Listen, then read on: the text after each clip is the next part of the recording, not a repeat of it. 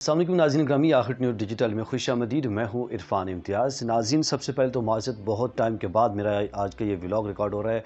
कुछ निजी मसरूफियत की वजह से मैं व्लॉग नहीं कर पाया। तो आज एक बैड न्यूज़ तो है, लेकिन इतनी बड़ी नहीं है, इसके साथ ही गुड न्यूज़ भी बना दी एक तरह की।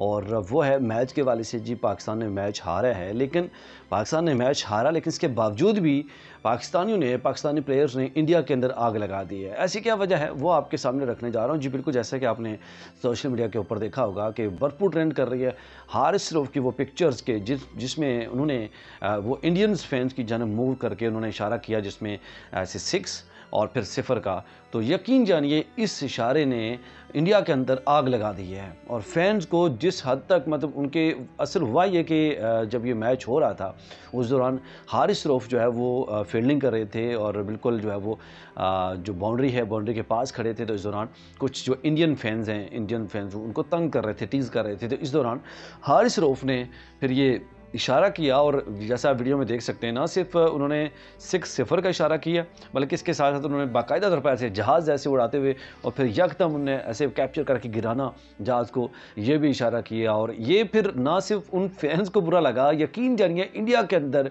तूफ़ान बर्पा हो गया है। और इंडिया के तमाम चैनल्स के अंदर ऊपर आप देख सकते हैं कि जैसे उनको आग लगी हुई है और हर तरफ यही चल रहा है। और मतलब मैच हारने के बावजूद भी उनकी ये सिचुएशन हुई है कि इस वक्त सफ़े मातम बिछी हुई है उनके मुल्क में, पूरे मुल्क के अंदर।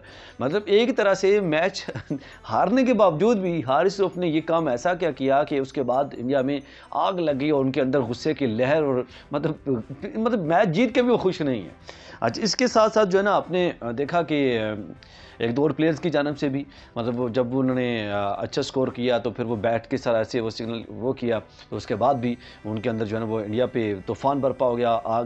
जैसे आग लग गई उनको, गुस्से के मारे जो है ना वो संभाल नहीं पा रहे हैं।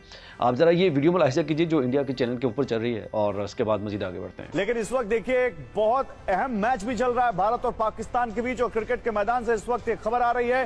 पाकिस्तानी खिलाड़ी साहिबजादा फरहान की शर्मनाक हरकत सामने आई है। 50 रन बनाने के बाद उसने बैट से बंदूक का इशारा किया। अब पाकिस्तानी अपना रंग दिखाई देते हैं, मैदान पर भी देखिए दिखाई दिया इस पाकिस्तानी खिलाड़ी ने। सोशल मीडिया पर लोगों ने सवाल उठाए फरहान की हरकत को पहलगाम आतंकी हमले। जी, जैसा कि आपने देखा कि किस तरह से चीख कर कह रहे हैं कि यार, कि जैसे हमको निशाना बनाया जा रहा है और हमें जो है ना ये धमकाने की कोशिश की जा रही है। मतलब उनके एक तरह से ना उनके दिमागों में सवार हो चुके हैं इस वक्त पाकिस्तानी कौम और पाकिस्तान के लोग। मतलब जीतने के बावजूद भी वो मतलब एक तरह से हारे हुए हैं, और जीतने के बावजूद भी उनके अंदर खौफ इस हद तक है कि वो उससे बाहर निकल नहीं पा रहे।